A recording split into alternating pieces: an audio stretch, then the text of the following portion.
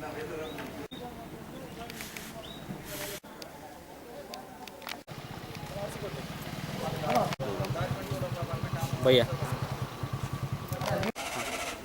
ಜಯಪ್ರಕಾಶ್ ನಮ್ಮಂದರೆ ಇಲ್ಲಿ Udupi R T O ವತಿಯಿಂದ ನಾವು ಕೊಟ್ಟಂಥ ಕೆಲಸ ಕಾರ್ಯ ವಿಳಂಬ ಆಗಿದ್ದಕ್ಕೆ ನಾವು ಉಪವಾಸ ತೆಗೆದಿಟ್ಟು ಗಾಡಿಯನ್ನು ಆರ್ ಟಿ ಒ ಮುಂದೆ ಇಟ್ಟು ಪ್ರತಿಭಟನೆ ಮಾಡಲಿಕ್ಕೆ ನಿರ್ಧಾರ ಮಾಡಿದ್ದೇವೆ.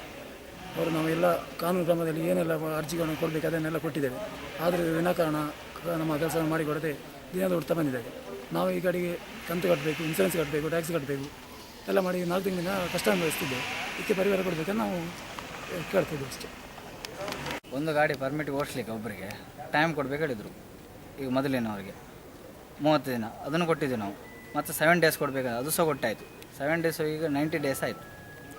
ನಮ್ಮ ಡಾಕ್ಯುಮೆಂಟ್ ಏನು ಅರ್ಜಿ ಕೊಡಬೇಕು ಎಲ್ಲ ಕೊಟ್ಟೆ, ಕಾನೂನು ಏನು ಮಾಡಬೇಕು ಎಲ್ಲ ಮಾಡಿದ್ದೀವಿ ನಾವು.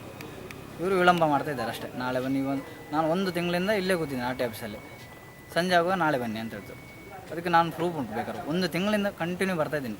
ಡೈಲಿ ಬೆಳಿಗ್ಗೆ ಬರೋದು ಸಂಜೆ 8 ಗಂಟೆವರೆಗೆ ಇರ್ತಾರೆ. ರಾತ್ರಿ ಇಲ್ಲಿ 8 ಗಂಟೆಗೆ ಹೋಗೋದು ಮನೆಗೆ ನಾನು ಡೈಲಿ.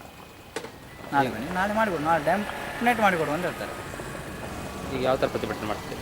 ನಾವೀಗ ನಮಗೆ ಆಗೋ ಇವ್ರು ಮಾಡಿಕೊಡೋವರೆಗೆ ನಾವು ಇಲ್ಲೇ ಇಲ್ಲೇ ಕೂತ್ಕೊಳ್ಳೋದು. ಬಸ್ ಇದರಲ್ಲಿ ಹೋಗೋದಿಲ್ಲ. ಬಸ್ ಇಟ್ಟು ನಮ್ಮ ಅಲ್ಲಿ ಮನೆಯಲ್ಲಿ ಇಡಬೇಕು. ಬಸ್ಸು 4 ತಿಂಗಳಿಂದ ಮನೇಲಿ ಇಟ್ಟಿದ್ದೀವಿ. ಈಗ ತಂದು ಇಲ್ಲಿ ಇಟ್ಟಿದ್ದೀವಿ, ತೊಂದರೆ ಇಲ್ಲ. ಪರ್ಮಿಟ್ ಕವರ್ ಮಾಡಿ ಕೊಟ್ಟರೆ ಆಯ್ತು ಅಷ್ಟೇ. ಗಾಡಿ ನಮ್ಮ ರೂಟಿಗೆ ನಮ್ಮ ಗಾಡಿ ಕವರ್ ಮಾಡಿ ಕೊಟ್ಟರೆ ಆಯ್ತು ಅಷ್ಟೇ, ಮತ್ತೇನಿಲ್ಲ ನಮಗೆ. ಅದೇ ಆಯ್ತು ಹೇಳಿ ಮಾಡಿಕೊಡು. ನಾಳೆ ನಾಳೆ ನಾಳೆ ಅನ್ನೋ ಪದ ದಿನ ಬಂದರೆ ನಾಳೆ ಅನ್ನೋ ಒಂದೇ ಪದ. ನಾಳೆ ಬನ್ನಿ ಅಂತೇಳಿ, ನಾಳೆ ಆಗ್ತದೆ ಅಂತೇಳಿ. ನಿಮ್ಮ ಸಮಸ್ಯೆ ಬೇರೆಯವ್ರ ಸಮಸ್ಯೆ ಆಗಿದ್ದೀರಾ? ಬೇರೆಯವರ ಸಮಸ್ಯೆ ಅಂತ ಹೇಳಿದರೆ ನಮಗೆ ಈಗ ರೂಟಿಗೆ ಗಾಡಿ ಅಂತೇಳಿ ತಂದಿದ್ದು. ರೂಟಿಗೆ ಗಾಡಿ ಇರಲಿಲ್ಲ, ಬೇರೆಯವರು ಓಡಿಸ್ತಾಯಿದ್ರು. ಯಾವ ರೂಟಿ? ಅದು ಉಪ್ಪಿಟ್ಟು ಅಜಯ್ ಕಾರ್. ಅವ್ರದ್ದು ಒಂದು ಹುಡುಗಿದೇನೋ ಲಪಡ ಆಯ್ತು ಅಂತೇಳಿ ಬಸ್ ತೆಗೆದು ಹೋದ್ರು. ಊರಿನವ್ರು ಬಿಡಲಿಲ್ಲ ಬಸ್ ಬರಲಿಕ್ಕೆ. ಅವ್ರದ್ದು ಊರಿನವ್ರು ಹೇಳಿದ್ರು ಬಸ್ ಬೇಕು ರೂಟಿಗೆ ಅಂತ ಹೇಳಿದ್ರು. ಶಾಲೆ ಮಕ್ಕಳಿಗೆಲ್ಲ ಕಷ್ಟ ಆಗ್ತದೆ ಹೇಳಿದ್ರು. ಹಾಗೆ ನಾವು ಬಸ್ ತಂದಿದ್ದು. ಬಸ್ ತಂದ ದಿವಸವೇ ಅವರು ಗಾಡಿ ಬಿಟ್ಟಿದ್ದಾರೆ. ಅವ್ರದ್ದು ಪರ್ಮಿಟ್ ಕವರ್ ಆಗಿ ಉಂಟು ಅವರ ಗಾಡಿ. ಹಾಗಾಗಿ ಅವ್ರು ಗಾಡಿ ಬಿಟ್ಟಿದ್ದಾರೆ.